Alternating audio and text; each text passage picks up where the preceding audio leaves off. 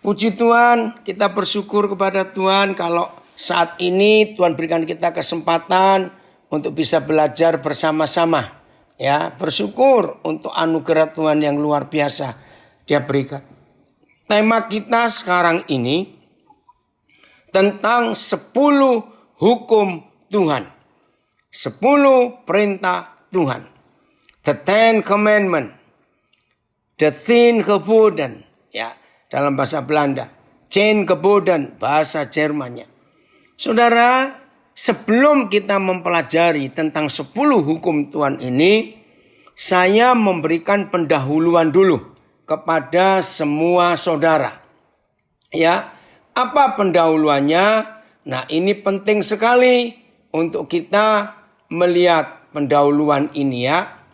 Yang pertama, pernahkah saudara bertanya, kenapa kepada binatang, aduh maaf ini kalau saya mulai kok dengan yang gak enak dengan binatang.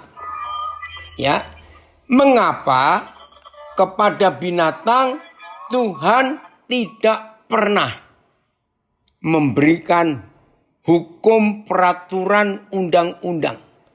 Pada binatang tidak pernah. Nah, itu yang kita harus belajar. Mereka yang tidak pernah bisa baca dan tidak bisa menulis, mereka yang tidak punya undang-undang dan peraturan, ternyata, maafkan saya, binatang itu jauh lebih menurut dan taat kepada Tuhan dibanding kita. Nah, saya harap dengan pengertian ini berarti pertanyaan pertama terjawab. Mengapa Yahweh Tuhan harus memberi kerangka hukum suatu kalau orang bangun rumah, ada tiang-tiangnya, ada kerangkanya, besi-besinya, apa itu. Kenapa Bapa harus memberikan kepada kita manusia 10 perintah ini sebagai fondasi, sebagai dasar. Kalau orang buat kue, saudara-saudara yang buat kue ada biangnya kue itu ya, kecil. Tapi begitu diaduk dengan adonan lain, kuenya itu tetap adonan itu mengembang. Nah, 10 hukum ini seperti itu. Nah, kenapa manusia yang diberi? Padahal binatang tidak. Nah, kita tahu jawabannya karena yang namanya manusia itu susah diatur. Betul enggak? Ini fakta. Kita ini pemberontak. Kita ini maunya sendiri. Serius. Tuhan itu betul-betul kagum. Kalau dia lihat binatang yang gak bisa baca tulis, yang gak sekolah, tapi nurut. Maka itu saudara, dalam hidup ini kita menemukan sebuah fakta. Manusia yang bisa melawan Tuhan dan berkata tidak kepada Tuhan. Binatang tidak pernah melawan dan berkata tidak pada Tuhan. Yang kedua, saudara, ini sejarah. Ya, ini sejarah. Dan ini fakta yang luar biasa. Yang saudara dan saya harus tahu. Saya ulangi ya, harus tahu. Apa itu? Akar segala hukum. Kan kita punya istilah, punya 2 jenis hukum. Hukum pidana dan hukum perdata. Pidana bicara kriminalitas, kejahatan-kejahatan yang fatal. Perdata itu istilahnya ya, kalau saya salah saya minta maaf. Ya, urusan-urusan yang biasa terjadi sesama kita, maafkan saya. Nah, semua akar dari hukum di dunia ini, ya, lagi sekali, semua akar dari segala hukum yang dipakai oleh seluruh manusia di dunia dan negara-negara mana saja. Ini sejarah dan ini fakta. Yaitu berasal dari 10 perintah Tuhan, 10 hukum Yahweh yang sedang kita pelajari saat ini. Dengan kata lain, sebelum Musa menuliskan 10 perintah ini, maka dunia ini memakai sistem hukum rimba. Apa itu hukum rimba? Siapa kuat, dia menang. Itu hukum rimba. Nah, saudara, maka itu dalam hidup kita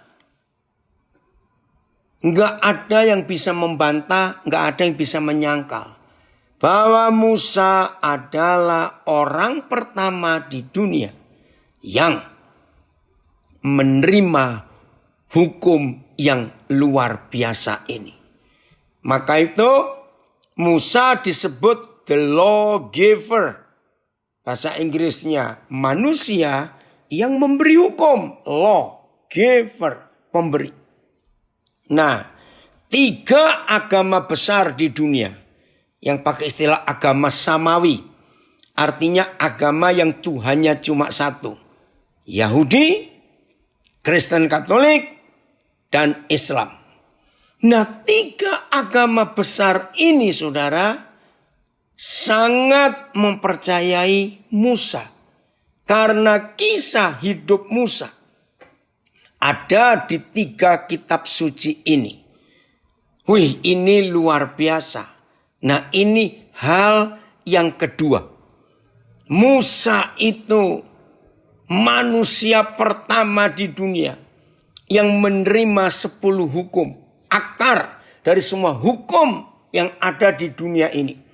Termasuk hukum masalah tanah, masalah perpajakan, hukum hak-hak asasi manusia, hukum kesehatan, hukum politik, hukum negara, hukum semua, pokoknya sumbernya itu pasti Musa. Maka itu kalau ada orang kuliah hukum, fakultas hukum, maka nama Musa yang paling banyak disebut karena memang Musa itu orang pertama. Nah, itu ada di kitab Keluaran. Pasal yang ke-20. Nanti kalau sempat kita akan lihat.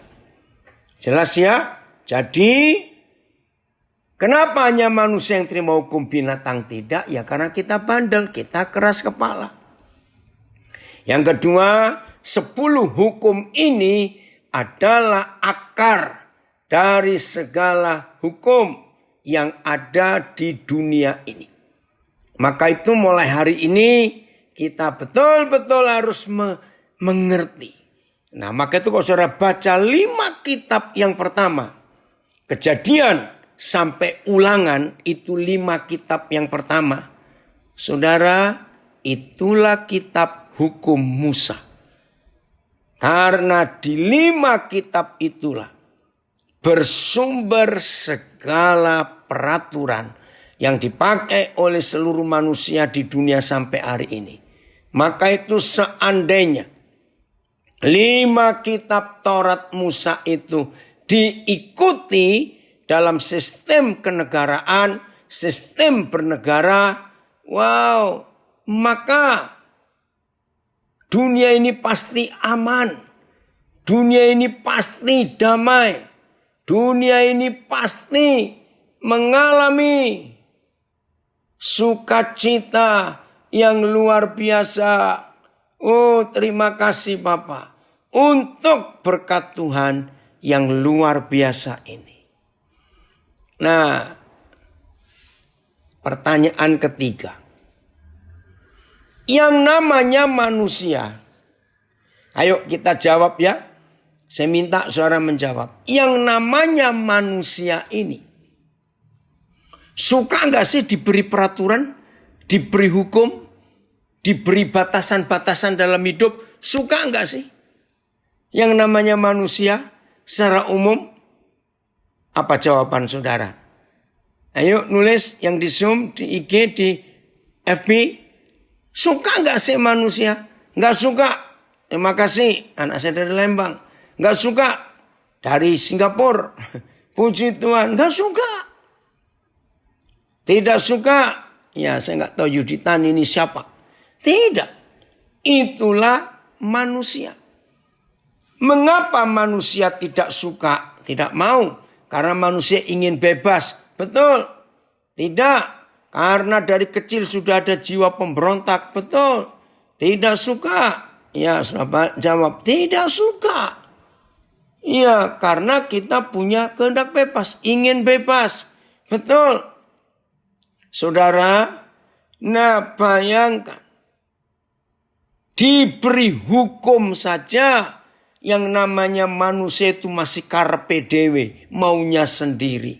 Apalagi nggak diberi peraturan. Maka itu penting. Puji Tuhan dari Frankfurt sudah hadir. Maka itu penting saudara. Hidup ini ikuti peraturan. Nah, sudah ciri karakter dasar manusia ini. Enggak suka diberi hukum dan peraturan. Ternyata ada tambahan lagi.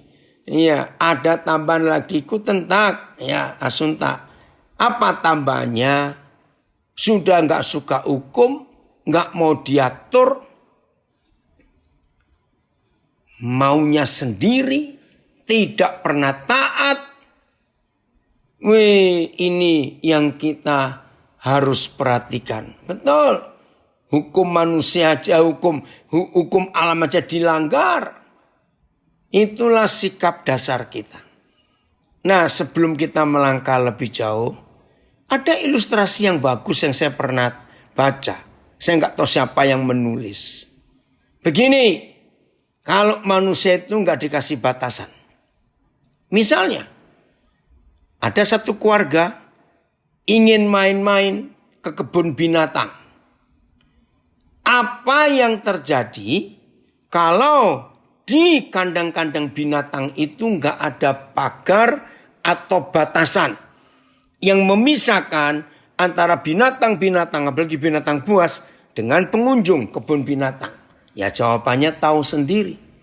Nah seperti itu kalau manusia tidak diberi hukum. Lagi sekali. Diberi hukum aja dilanggar maunya sendiri. Apalagi yang nggak dapat hukum. Ya, ada istilah para orang jahat hukum diadakan untuk dilanggar. Nah, itu orang yang tipenya pemberontak. Jadi saudara, hari ini kita belajar. Kenapa Papa memberikan 10 perintahnya sebagai dasar dari semua hukum yang ada di seluruh dunia ini. Mari kita baca ayat yang pertama. Galatia pasal 5. Galatia pasal 5. Ya, saya lihat Galatia pasal 5 ayat yang pertama mulai. Ya, Galatia 5 mulai ayat pertama. Judulnya kemerdekaan Kristen. Woi, mendengar kata merdeka, jangan diartikan kita bebas dari semua, berbuat apa saja boleh. Salah. Justru itu bukan kemerdekaan. Ya. Supaya kita sungguh-sungguh merdeka, Kristus telah memerdekakan kita. Karena itu berdirilah teguh dan jangan mau lagi dikenakan kuk perhambaan itu. Ya, coba berapa terjemahan yang lain? Nanti kita lihat. Galatia 5. Demi kemerdekaan Kristus telah membebaskan kita. Nah, ini yang kita mau pelajari. Ini kan bertolak belakang. Ini kan kontroversi. Loh, ini kan beda. Demi kemerdekaan, berarti kita harus merdeka. Kristus telah memerdekakan kita. Nah, kenapa? Pelan-pelan. Secara umum, ini anak-anak muda ya, nggak suka. Ya, maka itu tidak sedikit orang-orang muda berkata, jangan ikut agama. Semua agama itu membelenggu hidup kita orang-orang muda. Ini nggak boleh, itu nggak boleh. Maka konsep orang-orang muda ingin bebas. Nggak diatur oleh apapun juga. Tapi tolong, puji Tuhan kalau ada anak muda ikut belajar sekarang. Dan kita orang tua harus punya tugas meyakinkan anak-anak kita dengan kalimat ini, demi kemerdekaan. Ya, demi kemerdekaan kita, Kristus telah membebaskan kita. Pelan-pelan ya. Apakah betul kalau anak-anak muda itu tidak mau diatur, ingin bebas, maka itu mereka nggak suka hukum Tuhan atau hukum agama, mereka tidak suka. Renungkan, apakah betul mereka itu bebas? Ternyata tidak. Contoh, lakukan apa saja. Mau berzina, lakukan. Mau berjudi, lakukan. Mau mabok dengan alkohol, melakukan. Narkoba, lakukan. Mencuri, sebutlah macam-macam dosa. Tanya pada anak-anak muda. Apa ada satu perbuatan dosa kalau dilakukan pertama kali? Ini pertanyaan penting anak-anak muda. Apakah mungkin satu perbuatan dosa yang dilakukan oleh anak-anak muda, mereka tidak melakukannya untuk kedua kali, ketiga kali, keempat kali, ke-20 kali? Ngerti nggak pertanyaan ini? Bebas. Itu kata-kata yang salah. Ternyata semua dosa, kalau sekali kita lakukan, dia nggak mau berhenti. Akan ada yang kedua, ketiga, keempat, ke-10, ke-30, dan seterusnya. Wih, ngeri sekali. Maka itu Roma 6 ayat 23. Betul, ada komen di Facebook. Betul, pasti diulang dosanya. Roma 6 ayat 23. Ini loh akhirnya saudara, yang dikatakan bebas, nggak usah diatur. Boleh semuanya, silakan. Perhatikan ini. Sebab upah dosa ialah maut, mati. Oke. Tetapi karunia Tuhan ialah hidup yang kekal dalam Kristus Yesus Tuhan kita. Saudara, kata karunia, nah bersyukur di Zoom kita, di kelompok kita ini ada Pak Andreas. Ya, Pak Andreas ini orang yang hati dan hidupnya 100% untuk ngurus saudara-saudara kita yang dalam penjara. Khususnya yang diperlakukan tidak adil dan mengalami fitnaan. Luar biasa, berapa tahun yang lalu gempar di Indonesia, ada seorang anak dari Nias. Ini urusan jual beli burung, ya. Nggak tahu bagaimana ada penjahat yang menjebak anak ini. Bahasa Indonesia sulit, Sekolah nggak selesai karena dari keluarga miskin. Saudara, tahu-tahu anak ini diumpankan. Dia pelaku pembunuhan itu gara-gara urusan jual beli burung. Anak ini bingung. Nah, lebih kejamnya lagi, pelaku kejahatannya nggak tahu, ngeri. Bisa memalsukan akte lahir anak ini.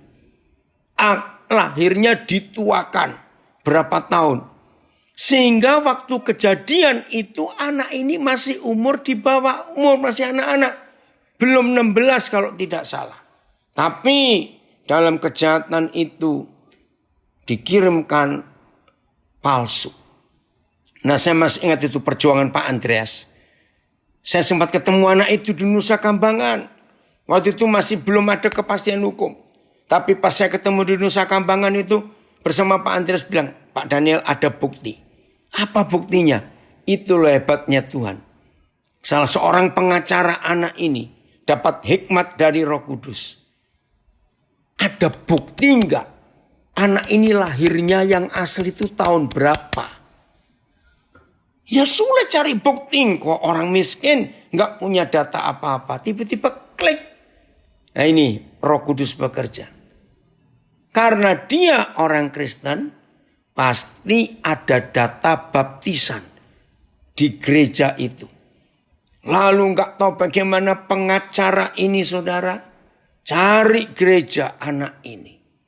Hebat Tuhan, ada datanya. Dia dibaptis tanggal berapa, tahun berapa, dan di situ ada tulisan dia sesungguhnya lahir itu tahun berapa, bulan berapa, tanggal berapa. Wih, dengan perjuangan Pak Andreas itu, anak ini bebas dari hukuman mati. Vonisnya hukuman mati loh, saudara, kejam sekali.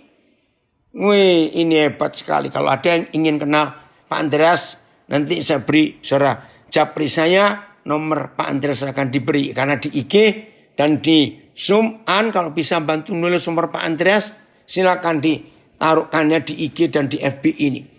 Nah, itu salah satu contoh bagaimana jahatnya manusia itu. Ya, saya ulangi lagi. Karena dosa itu nikmat, maka begitu satu kali kita melakukan dosa, rasanya mustahil berhenti hanya satu kali. Biasanya ada kelanjutan.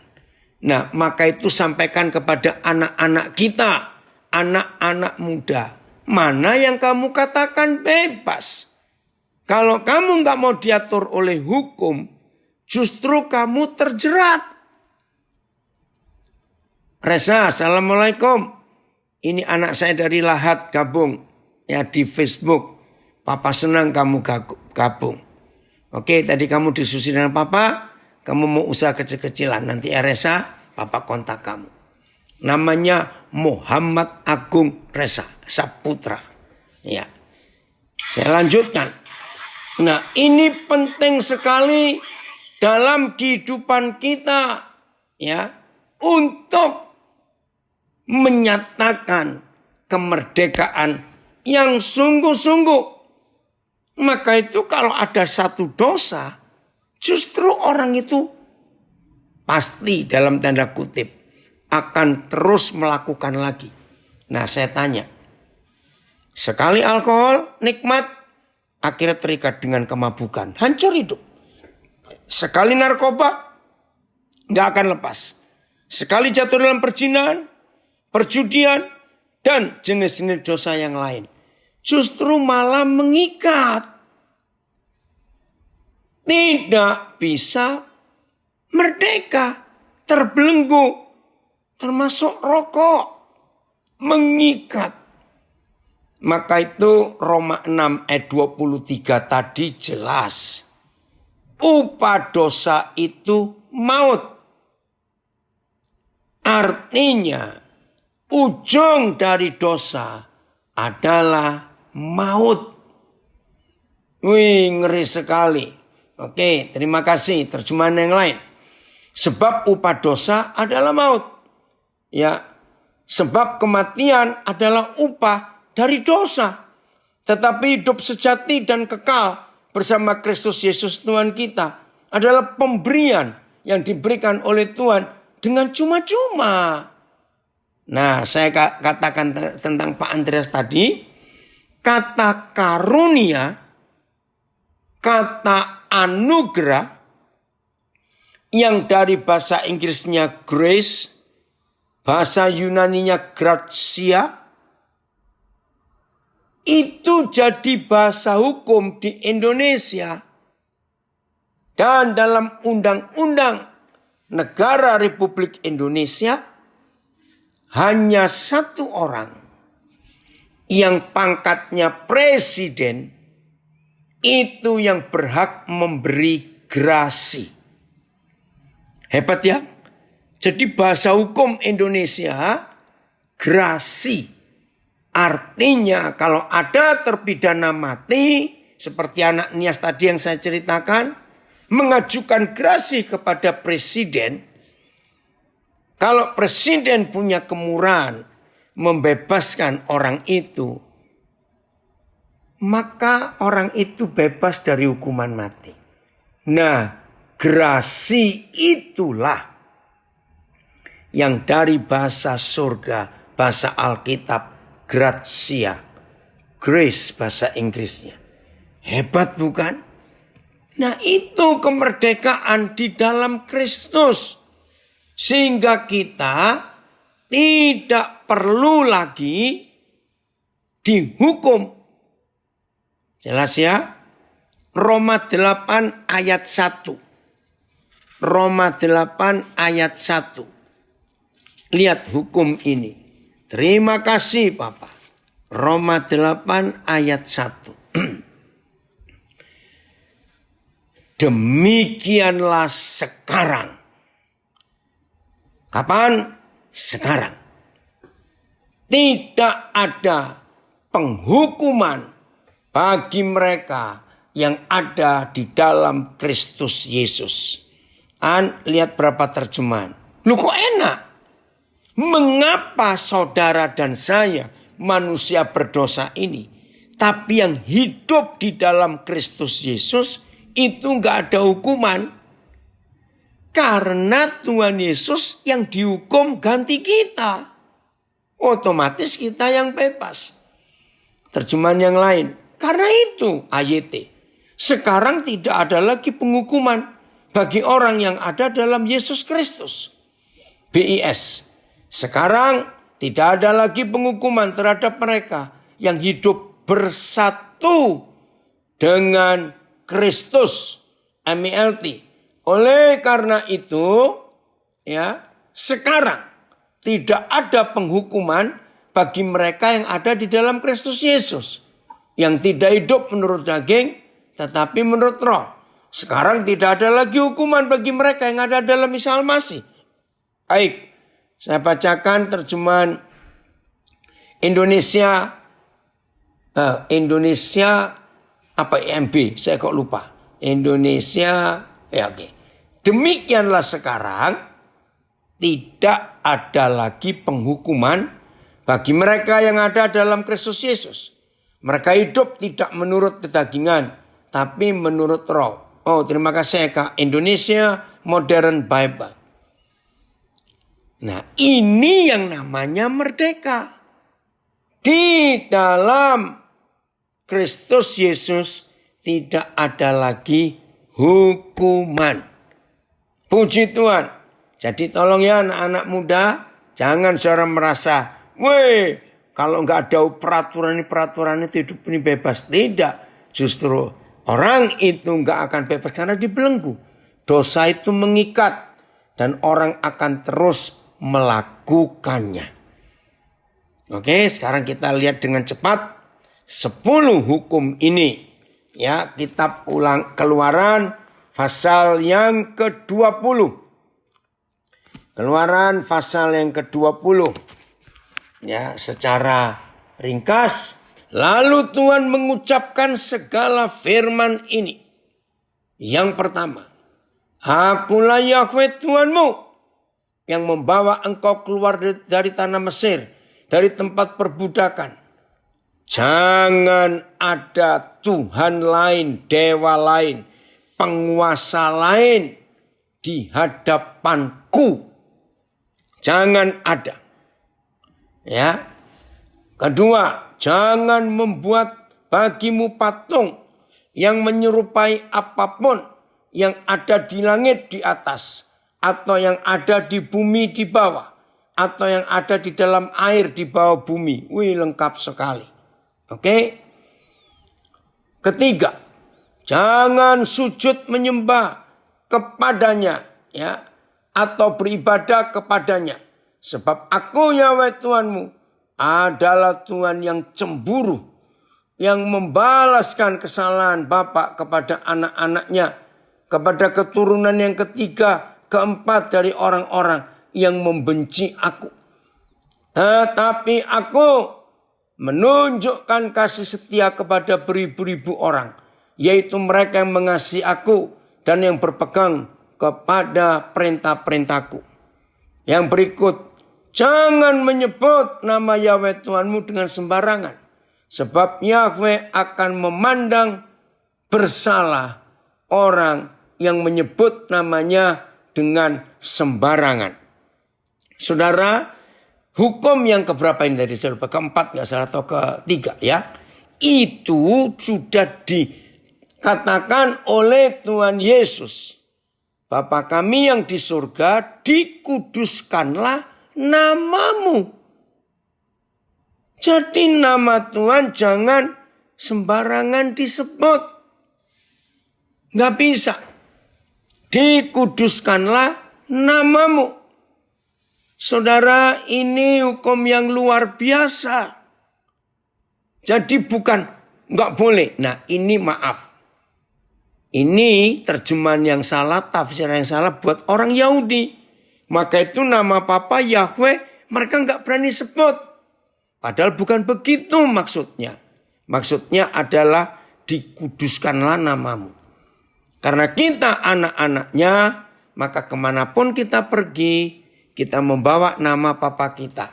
Seperti tradisi, hampir semua keluarga di Asia pasti punya tradisi ini. Ketika anak-anak mau merantau, meninggalkan keluarga, orang tuanya, meninggalkan kampung halamannya menuju ke tempat yang lain, saudara, maka Papa pasti berpesan, orang tua berpesan, mamanya juga. Hati-hati ya, pergi kemanapun juga, jaga nama baik bapakmu. Ingat gak pesan orang tua? Dan itu wajar, jaga nama baik papamu. Kemanapun kamu pergi. Nah, ini hukum itu.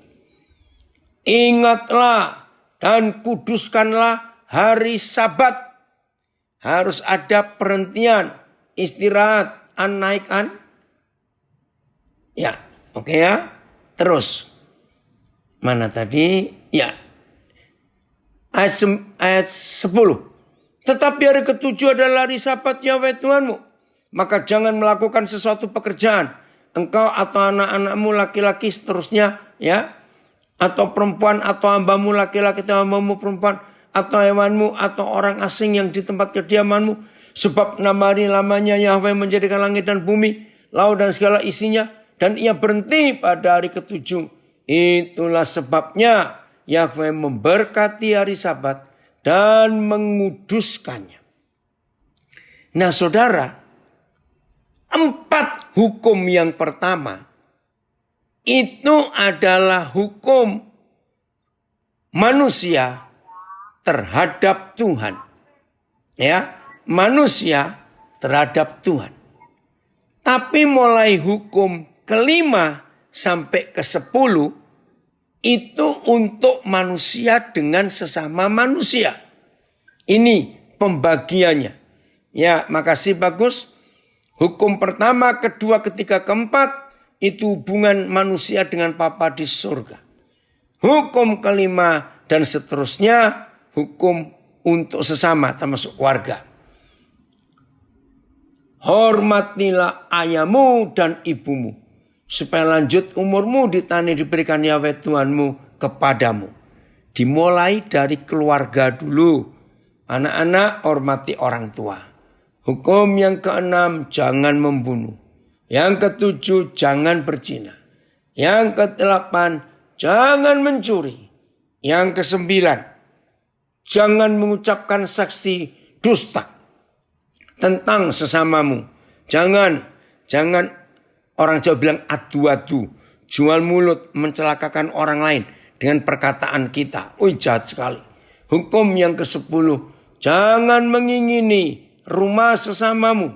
Jangan mengingini istrinya, atau hambanya laki-laki, atau hambanya perempuan, atau lembunya, atau keledainya, atau apapun yang dipunyai sesamamu. Gak boleh iri hati. Nah saudara, sederhana ya sebetulnya. Hanya 10. Lihat, 10 itu kan gak banyak seharusnya. Tapi dari yang 10 ini, dunia itu bisa aman kalau semua manusia mentaatinya. Hebat sekali Papa kita itu. Maka itu saudara, penting sekali untuk hidup kita mentaati hukum-hukum ini. Wah, kalau kita mentaatinya, hidup ini luar biasa. Hidup ini bahagia. Hidup ini menyenangkan. Oke, jadi 4 hukum yang pertama itu untuk manusia dengan Tuhan. Lalu 6 hukum yang berikut itu untuk sesama manusia.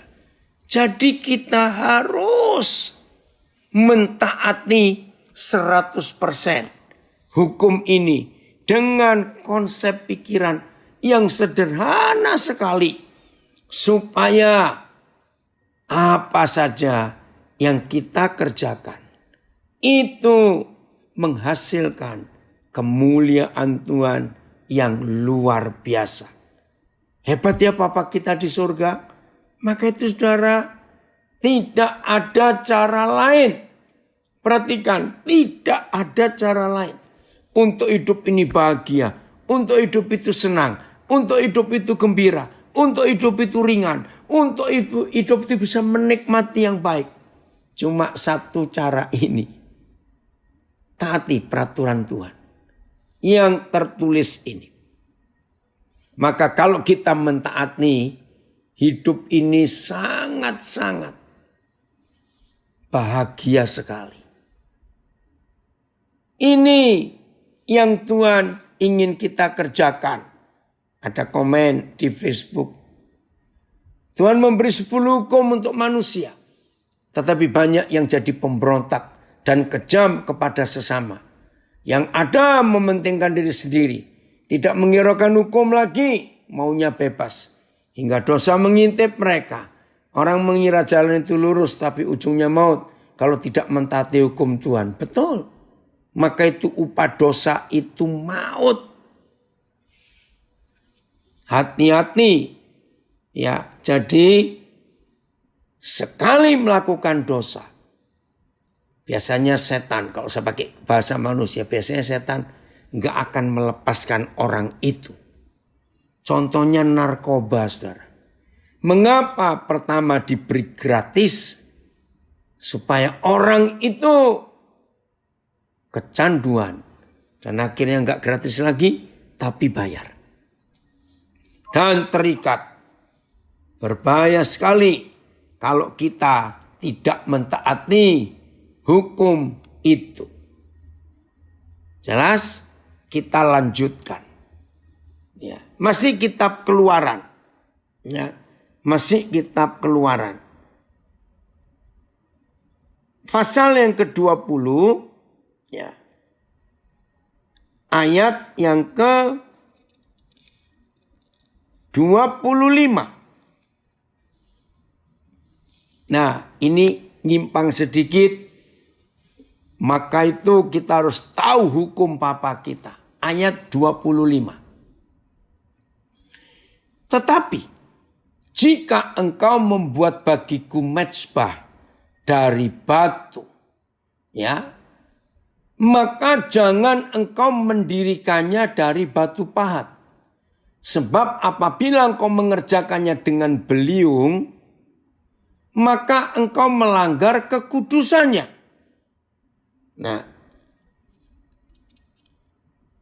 coba lihat ayat yang ke-22. Tapi satu terjemahan dulu ya. Saudara, ini loh. Setelah Papa memberi 10 perintah itu, ternyata ada tulisan ini. Ayat 22-an, sudah betul tadi. Nah, perhatikan ayat 22. Judulnya yang punya Alkitab. Kira-kira dalam bahasa Inggris ada judulnya enggak ya? Ini menarik, saudara. Peraturan tentang kebaktian. Bicara, ini kalau pakai bahasa agama, liturgi, ritual, keagamaan. Ada enggak yang Alkitab terjemahan lain, lalu tulisan di atasnya ini apa? Judul perikop ayat 22 sampai ayat yang ke-26. Ada yang lain yang ketemu judulnya? Saya tidak bawa Alkitab terjemahan yang lain. Kenapa kita harus periksa ini? Ini terjemahan apa ini bahasa Inggris? Apa ya? Saya bacanya gimana ini? Dekalog? Oke, saya nggak tahu. Dari kata apa? 10 peraturan? Oh, ini bukan ayat 22-nya, Ayat 22. Sebentar. Nah, itu dia. Oh, the altar. Ya, altar. Ya. Oke, ada terjemahan lain lagi? Ya, kita ngertilah kalau altar artinya hubungan dengan Tuhan. Tata cara ibadah. Oh, enggak ada lagi, Oke. Kenapa kita harus pelajari ini, saudara? Setelah 10 hukum itu diberikan, ternyata Papa mulai memberikan peraturan. Nah, sebetulnya ini bukan tentang tata cara ibadah. Tidak. Peraturan tentang mesbah. Versi apa itu, Eka? Maaf. Sebentar. Versi BEMK tentang mesbah. Oke lah. Ya. Jadi begini. Dengarkan. Jadi setelah Papa memberi 10 peraturan itu. Lalu Papa itu menulis. Bahasa Indonesia masa kini. Ya sebentar ya. Apa? Bahasa Indonesia masih ini kok sama ya. Jadi Papa itu memberikan cara bagaimana kita hidup dengan Dia. Nah, sayangnya di dalam agama ini jadi liturgi, ini jadi ritual yang baku. Makasih Syuman. Indonesia masa kini judulnya Peraturan tentang Kesusilaan dan Ibadat. Oke, terima kasih. Cukup ya, sekarang kita lanjut. Ayat 25 itu menarik. Ayat 25 berapa terjemahan tadi, Ya, masih dalam konteks peraturan kebaktian, ya. Menariknya apa? Saya baca terjemahan AYT, tadi terjemahan baru sudah. Jika kamu membuat sebuah mesbah batu bagiku, jangan kamu membangunnya dari batu yang dipahat. Sebab jika kamu mengangkat peralatanmu atasnya, kamu sudah mencemarkan batu itu. Terjemahan lama. Maka jikalau kamu hendak memperbuatkan daku sebuah mesbah daripada batu, jangan kamu perbuat daripada batu pahat. Jikalau kiranya kamu mengangkat pahatmu di atasnya, maka telah kamu menajiskan dia. BIS. Kalau kamu membuat bagiku sebuah mesbah dari batu, jangan membuatnya dari batu pahatan. Sebab jika kamu memakai pahat untuk membelah batu, mesbah itu tidak boleh lagi dipakai untukku. Jadi Tuhan gak mau. Ada alat buatan manusia. MILT. Ya. Dan jika engkau membuat mezbah batu bagiku, janganlah membangunnya dari batu pahat. Pada saat engkau mengayunkan peralatan pada batu itu, engkau mencemarinya. Semuanya sama. Saudara, justru saya menemukan sehebat apa orang melakukan 10 hukum ini. Tetapi kalau hidupnya terhadap Tuhan itu monoton, hidupnya itu selalu sama, maka Tuhan gak berkenan. Mari kita lihat ayat 25 ini. Saya mendapat rahasia ini bulan Juli tahun 81. Wih, luar biasa. Roh Kudus mewahyukan ini. Ibadah, ya, peraturan ibadah yang Tuhan tulis. Maka mezbah batu, itu pusat daripada ibadah itu sendiri. Saya ulangi, maka mezbah itu adalah pusat dari ibadah itu. Artinya, sehebat apa sebuah ibadah, semegah apa, semewah apa. Tapi kalau nggak ada mezbah batu, mezbah korban, maka ibadah itu tidak ada gunanya sama sekali di hadapan Tuhan. Nah, mezbah itulah hidup kita sendiri yang harus dikorbankan. Wih, luar biasa ini saudara. Nah, papa nggak mau pakai batu pahat. Kenapa? Nah, itu keseragaman. Terima kasih Bagus nulis di Facebook. Ya, Bapak tidak suka keseragaman, maunya kesatuan. Betul, kita pernah belajar beberapa bulan yang lalu. Dia suka unity, tapi nggak suka uniformity, uniform, seragam. Dia nggak suka. Batu pahat itu bagus, rapi, enak dipandang, ya, karena pahat. Tapi ternyata papa tidak suka. Maka itu begini, kalau toh kita tahu peraturan hukum Tuhan, tapi saudara cara melakukannya kaku, ya, nggak fleksibel, maka itu bukan kesukaan Tuhan dalam hidup ini. Wih, ini luar biasa saudara. Pelan-pelan ya, saya minta saudara mencerna karena ini agak berat. Masih ada nggak orang bertanya kepada saudara? Atau mungkin saudara juga pernah bertanya, kenapa ya sepertinya papa kita di perjanjian lama itu beda dengan papa kita di perjanjian baru. Sebab di perjanjian lama salah hukum. Jangan, tidak boleh, harus. Itu perjanjian lama. Nah, itu 10 hukum kalau dipakai kaku dalam peraturan yang ditambah-tambahi oleh manusia, maka hukum itu jadi patah, nggak lentur, ya, nggak fleksibel. Nah, apakah Tuhan kita beda yang perjanjian lama dan perjanjian baru? Tidak. Terima kasih Pak Filipus, sangat dalam sekali. Hukum papa itu fleksibel, nggak kaku, saudara. Wih, ini luar biasa. Maka itu papa mama, kepada anak-anak kita pun, kita harus punya hikmat. Nah, contoh begini ya sebelum kita melihat ayat ini. Saudara punya 5 anak atau 3 anak. Kalau 2 agak sulit membedakannya. Karena kalau 2 ya anak pertama, anak kedua. Tapi kalau 3 dan seterusnya itu beda. Saya tanya, sebagai orang tua, anak-anak kita buat peraturan hukum yang sama atau beda masing-masing anak itu? Jawabannya pasti beda.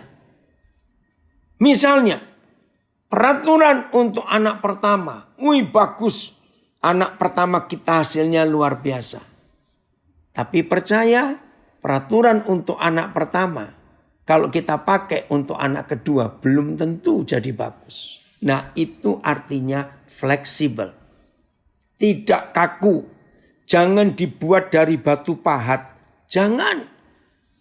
Terus gimana ngelihatnya? Nah, ada satu ayat di Perjanjian Baru yang merupakan jembatan antara Tuhan di Perjanjian Lama dan Tuhan di Perjanjian Baru.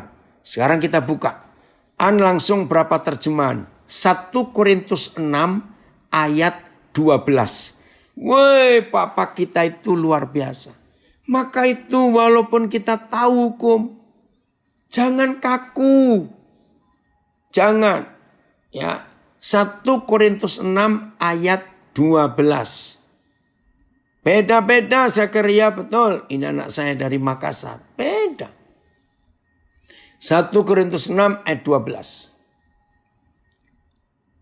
Judulnya coba saya enggak usah dibuka. Saya lihat judulnya di Alkitab saya. Karena judulnya itu penting juga kita pelajari. 6 ayat 12. Oh maaf, nasihat terhadap percabulan kurang kuat. Oke, sekarang ayat 12. Langsung 5 terjemahan Tuhan. Segala sesuatu halal bagiku. Tetapi bukan semuanya berguna. Segala sesuatu halal bagiku. Tetapi aku tidak membiarkan diriku diperhamba oleh suatu apapun. AYT. Semua hal diperbolehkan bagiku. Nah, bingung bukan? Mengapa di Perjanjian Lama? Jangan.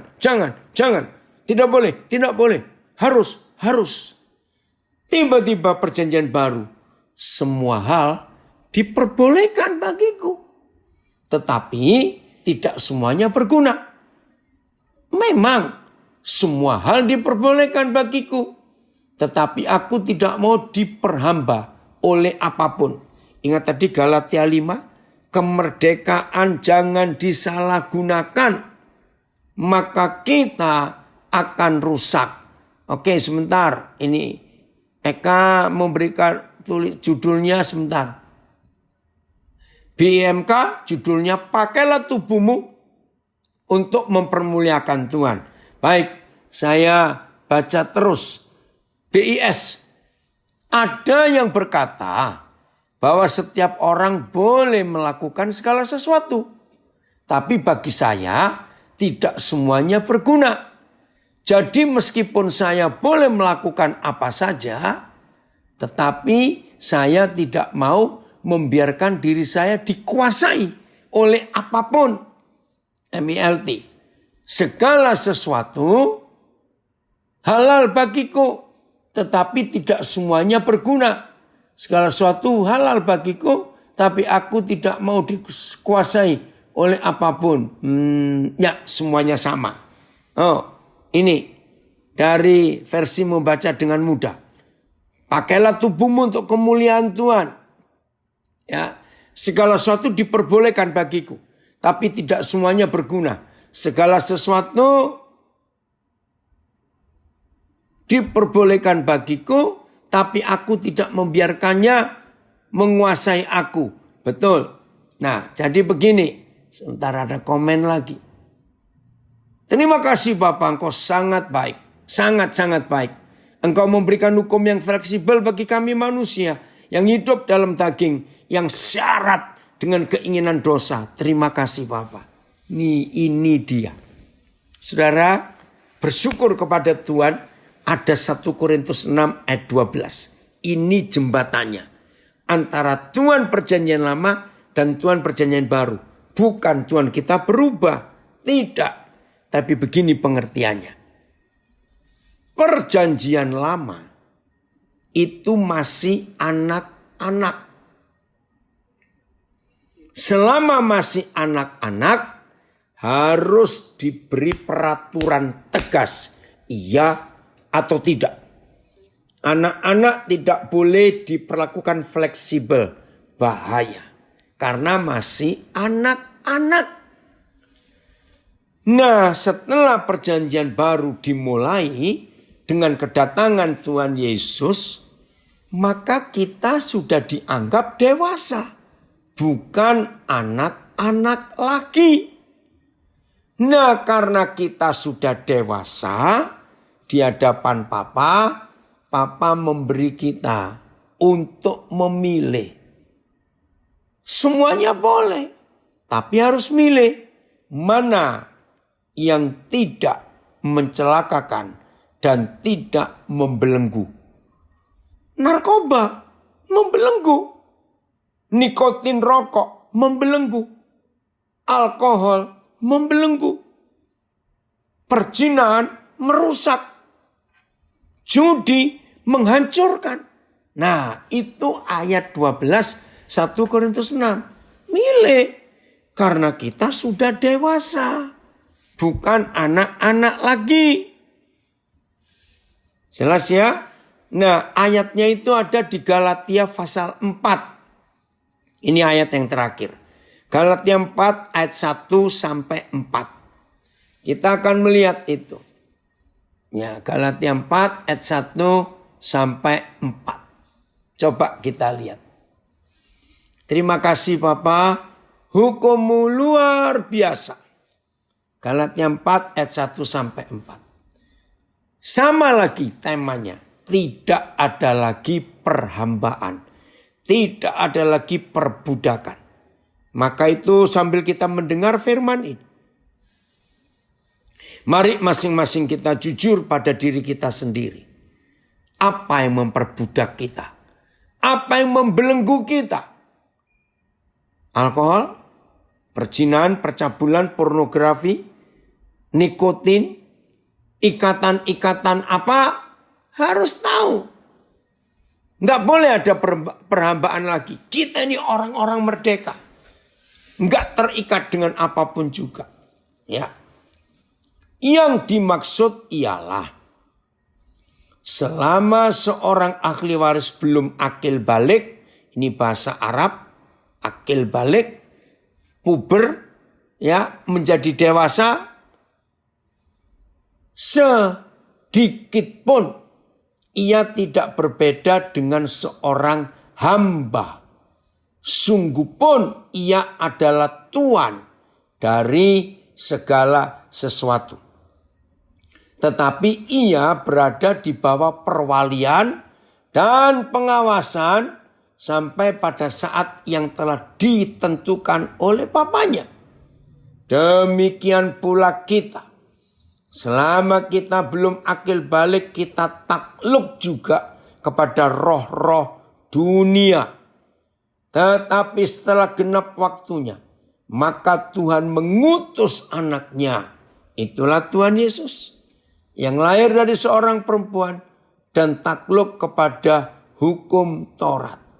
Ia diutus untuk menebus mereka yang takluk kepada hukum Taurat, supaya kita diterima menjadi anak. Woi, luar biasa ini saudara. Galatia 4 ini ya. Saya persingkat begini. Ada orang kaya. Mungkin famili saudara, kenalan saudara, mungkin teman baik saudara kaya. Tapi anaknya masih umur 7 tahun. Dan anaknya cuma 1. Berarti anak ini ahli waris papa mamanya enggak? Yang kaya raya itu.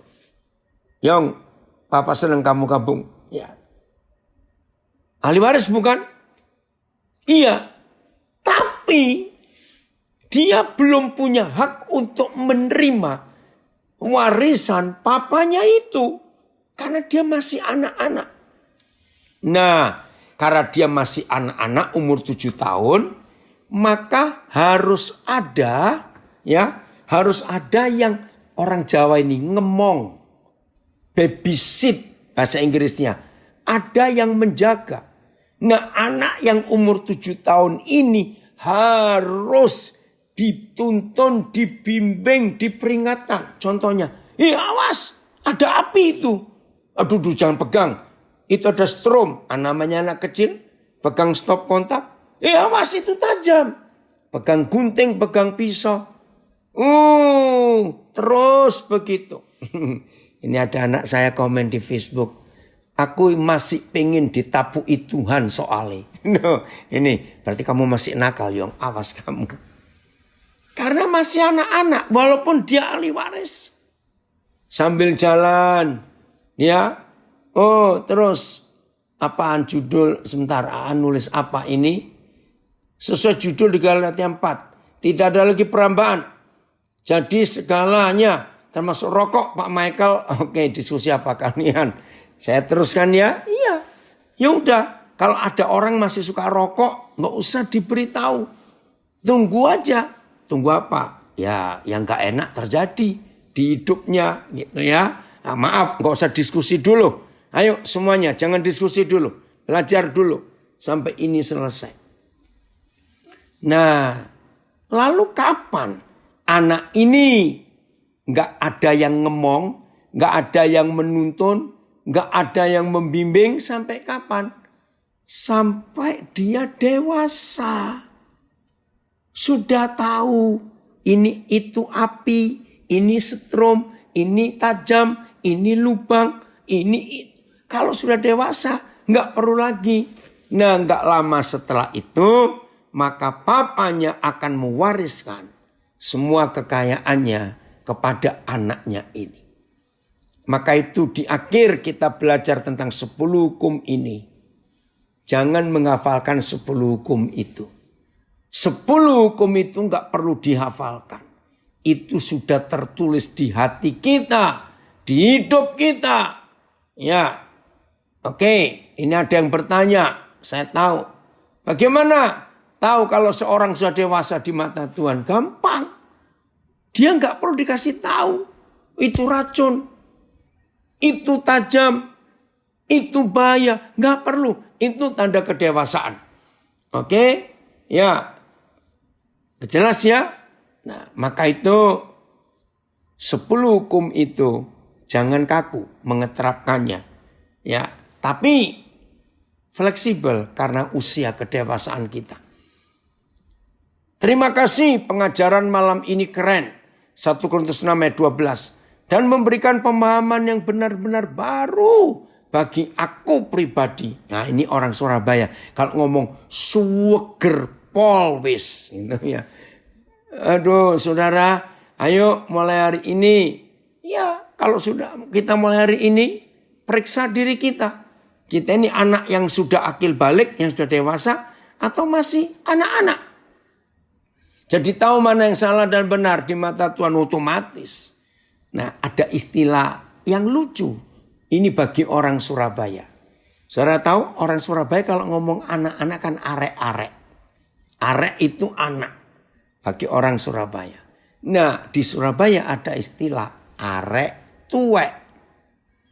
Tuwek itu tua. Ini kan gak betul kalimat ini. Kalau di Indonesia kan anak tua. Arek tuwek. Apa maksudnya? Maksudnya sudah beruban, sudah berjenggot, sudah ompong, tapi kelakuannya masih seperti anak-anak. Nggak bisa membedakan mana dosa, mana kebenaran. Nggak bisa. Padahal sudah tua. Baik tua usia umur maupun tua usia rohani. Bayangkan. Kalau ada yang sudah jadi Kristen sejak tahun 60-an. Tapi sampai tahun 2021 masih diperingatkan. Jangan merokok, itu dosa.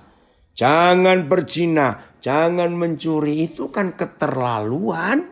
Sudah umur segitu. Nah, inilah hukum yang Papa berikan.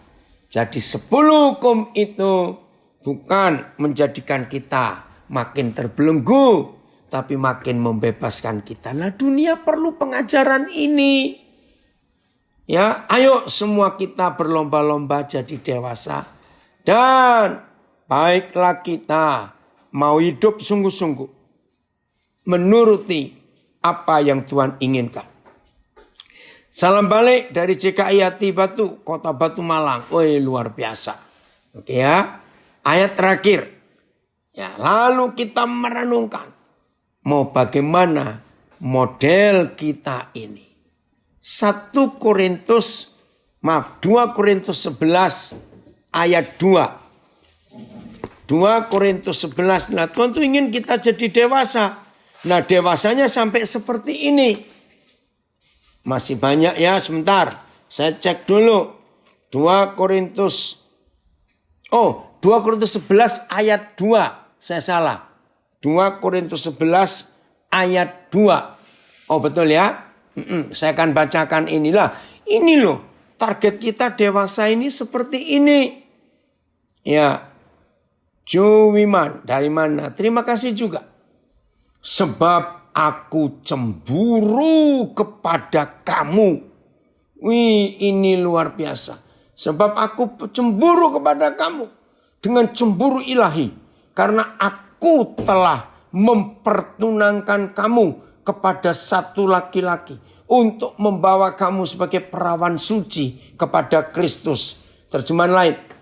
Sebab aku merasa cemburu kepada kamu dengan kecemburuan ilahi. Karena aku sudah menunangkan kamu dengan satu suami, yaitu mempersembahkanmu sebagai perawan yang suci kepada Kristus. BIS. Saya rindu kepadamu seperti Tuhan sendiri pun rindu kepadamu. Kalian adalah seperti seorang gadis perawan yang masih suci, yang sudah saya janjikan untuk dinikahkan dengan seorang suami, yaitu Kristus. Saudara, ini luar biasa. Terus, sebab ya MLT, sebab aku mencemburui kamu dengan cemburu ilahi, karena aku telah mempertunangkan kamu kepada seorang suami, supaya mempersiapkan seorang perawan yang suci kepada Kristus. Jadi akhir daripada semua peraturan dan hukum yang Tuhan buat itu untuk mendewasakan kita sampai gereja Tuhan siap menjadi mempelai Kristus. Kan gak mungkin kawin dengan anak-anak. Nah itu dia. Terima kasih. Ini terjemahan versi membaca dengan mudah. Tuhan memberikan kecemasan kepadaku karena kamu. Apakah kamu tetap setia kepada Kristus? Aku berjanji untuk memberikan kamu kepada Kristus. Kristus harus menjadi satu-satunya suamimu. Aku memberikan kamu sebagai perawan suci kepadanya. Nah itu terjemahan versi membaca dengan mudah. Ada komen di Facebook. Jadi orang dewasa rohani gak perlu diingatkan hal-hal yang melanggar kebenaran. Justru sebaliknya. Betul Nita, ya. Saran Pak, kalau sedang pengajaran, maaf ya, itu kebiasaan saya. Saya selalu menghargai orang, ya. Jadi maafkan, karena yang ngikuti ini banyak sekali. Oke, maafkan saya. Jadi saudara, betapa Tuhan rindu kita menjadi dewasa, supaya suatu saat nanti kita bisa bersanding dengan mempelai laki-laki surgawi.